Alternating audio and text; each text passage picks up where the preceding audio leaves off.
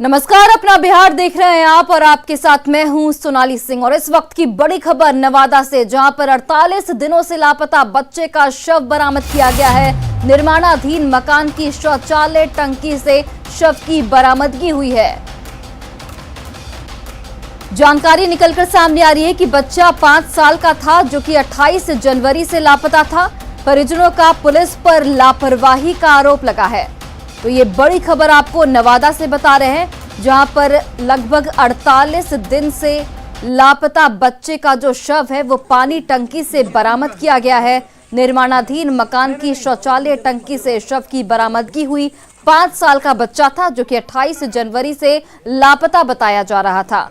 और परिजनों ने साफ तौर पर पुलिस की कार्यशैली पर सवाल उठाए हैं। पुलिस पर लापरवाही बरतने का आरोप लगाया है।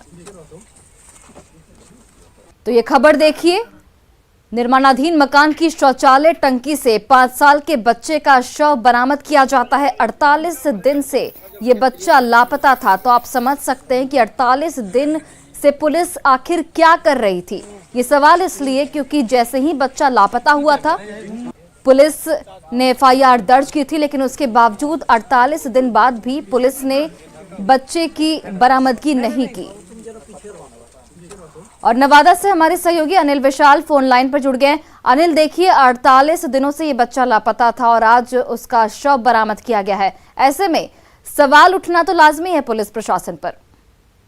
जी देखिए, इसमें जो सबसे दुर्भाग्यपूर्ण यह रहा कि जब 28 जनवरी को जब बच्चा लापता हुआ था, तो उनके परिजन जो है थाने में पहुंच के प्राथमिकी दर्ज कराए थे। उसके बाद से लेकर 48 दिनों तक पुलिस को उसका कहीं भी सुराग नहीं मिला। इस दौरान 10 दिन पूर्व भी किसी एक अज्ञात नंबर से फिरौती की भी रकम की भी मांग की गई थी, जहां परिजनों ने तत्काल इसकी सूचना स्थानीय पुलिस और SDPO को दी थी। उसके बाद भी पुलिस यह कुछ ट्रेस नहीं कर पाई कि आखिर कहां से फिरौती के लिए फोन कॉल आए हैं। तो इसमें ऐसे में यह सवाल उठना लाजमी है कि पुलिस किस हिसाब से काम कर रही थी कि 48 दिनों के बाद भी एक मासूम को नहीं खोज पाई। और आज जब गाँव के बच्चे सुबह जब खेल रहे थे उस इलाके में, तो उन्होंने शौचालय की टंकी में बॉडी देखा। तो इससे बेहद ही सहज ही अंदाजा लगाया सकता है कि पुलिस इस मामले में क्या कुछ करते हैं। हालांकि परिजनों ने इस मामले में पुलिस पर ही आरोप लगाया है कि उन्होंने कई बार विनती आरजू की, इसके लिए लगातार धरना प्रदर्शन भी जारी रहा। इसके बावजूद उन लोगों को इसमें कोई भी लीड नहीं मिला और इसका नतीजा यह निकल कर आया कि अंततः उन्होंने अपने 5 वर्षीय मासूम को खो दिया, और जिसके बाद से पूरे घर में मातम छा गया है। जी अनिल, परिजनों की ओर से क्या किसी पर आशंका जाहिर की गई थी पहले? पर जैसा कि परिजनों से बात हुई है, उन्होंने यह बताया है कि उनके एक गांव के ही एक व्यक्ति हैं जो उसके नाना की तरफ से रिश्ते में लगते हैं। उनसे उनका जरूर कुछ दुश्मनी चल रही थी, जिसको लेकर उन्होंने अपने प्राथमिकी में भी उसका जिक्र भी किया है कि उस व्यक्ति से उनका दुश्मनी चला आ रहा है।